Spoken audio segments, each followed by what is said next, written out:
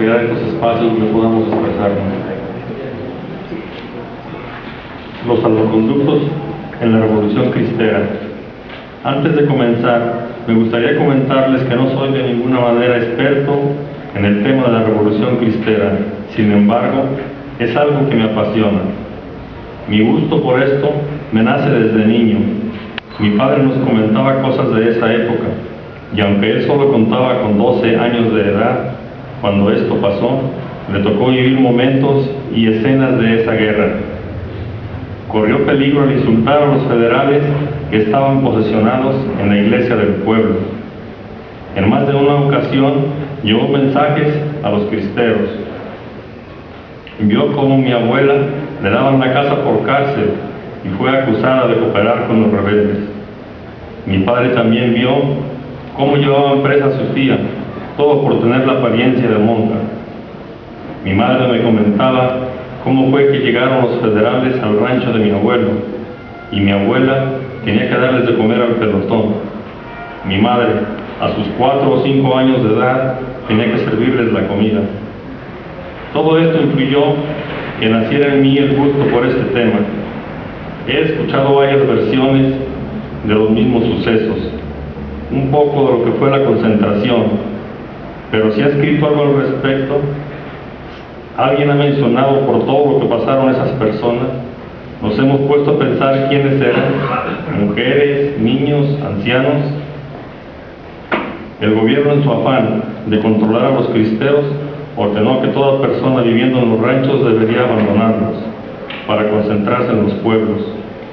Esa gente que debió obedecer la orden del gobierno abandonó lo que poseían, teniendo que amontonarse en cuartos, mesones y establos, entre animales, expuestos a la intemperie y en multitud de casos salvando su pellejo frente al acoso mortal de bandas de forajidos, a veces infiltrados en las fuerzas cristeras y en el ejército. Para mi buena suerte, y gracias al señor Jesús Ortega, cayó en mis manos un archivo de salvoconductos que abarca todo el municipio de San Miguel el Alto, Jalisco, gran parte de San Julián y San José de los Reynosos, también municipio de San Miguel. Este archivo constaba de más de 2000 fotos, y digo constaba porque gran parte de ellas fueron extraídas cuando este archivo se encontraba olvidado en la presidencia de San Miguel el Alto. Estas fotos faltantes pudiesen estar adornando la sala de alguna casa de alguno de nosotros, que un día nos autoadjudicamos el derecho a tomarlas, olvidando que la historia es de todos y no solo de aquellos sujetos que puedan comprar o arrancar un jirón de algo que es del pueblo. Este archivo muestra los sufridos rostros de esa gente que vivió en carne propia la época que abordamos. Seres humanos que con gestos claramente marcados nos muestran la injusticia de ese tiempo. Gente ranchera, provinciana, que por la fuerza bruta fue desarraigada, dejando sus tierras, sus animales, sus techos, para concentrarse en los pueblos que les asignaban. En sus caras podemos ver a gente trabajadora que ha recibido un largo bautizo de viento, polvo, sol y sudor. Gente del campo, a final de cuentas, rostros de nuestros ancestros.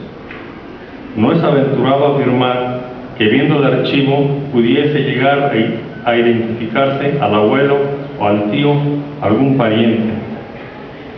Las personas que ya aparecen fueron protagonistas y sin embargo poco o nada se sabe de ellos.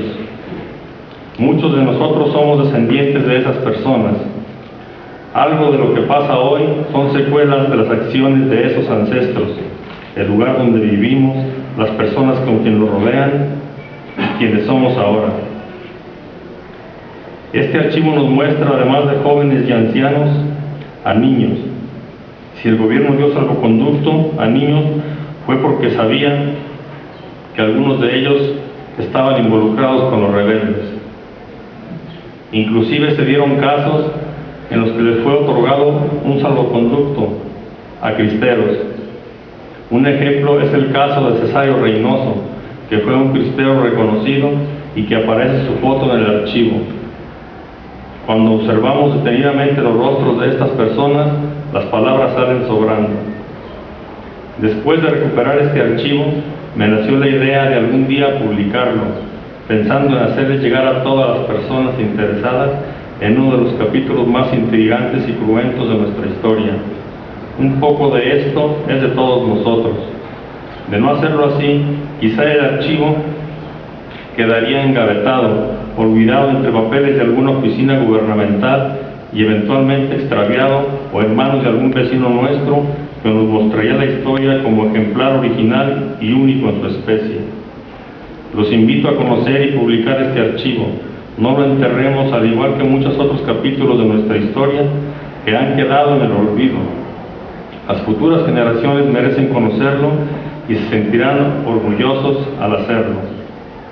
Personas que marcaron una época, personas que fueron nuestros ancestros, personas olvidadas por el tiempo y por nosotros, personas que en silencio te cuentan una historia.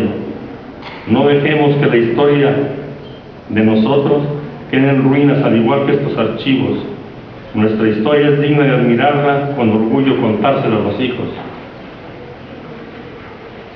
Que el tiempo no borre el camino que con los años se ha venido construyendo, y el eslabón del pasado y el futuro lo construyan nuestros hijos con orgullo.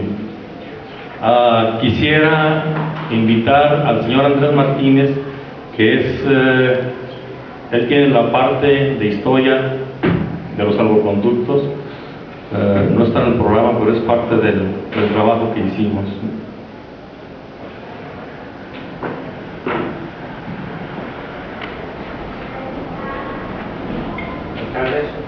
Buenas tardes.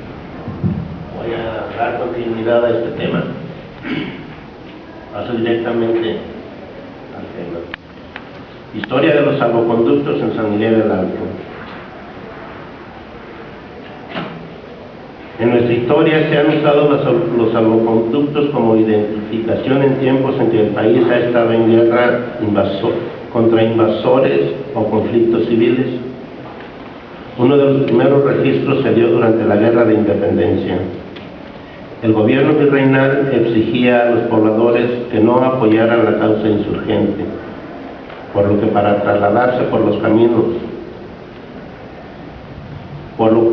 transitar por los caminos y trasladarse a otros lugares debían portar el salvoconducto.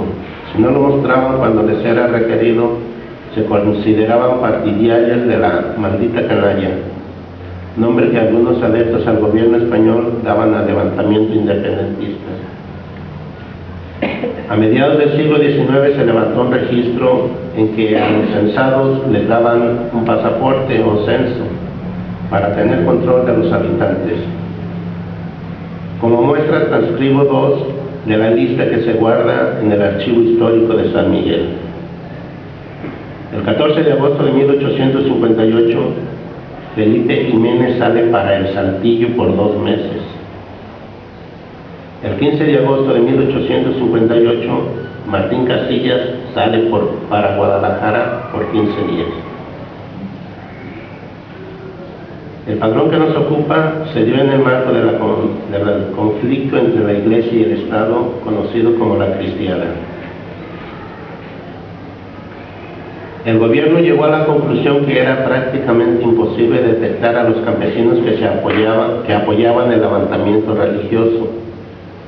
Por consejo del embajador norteamericano, el ministro de Guerra general Joaquín Amaro dispuso la concentración de los campesinos en pueblos que tenían presencia militar.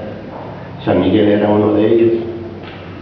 La población rural se vio mermada desde los primeros enfrentamientos armados.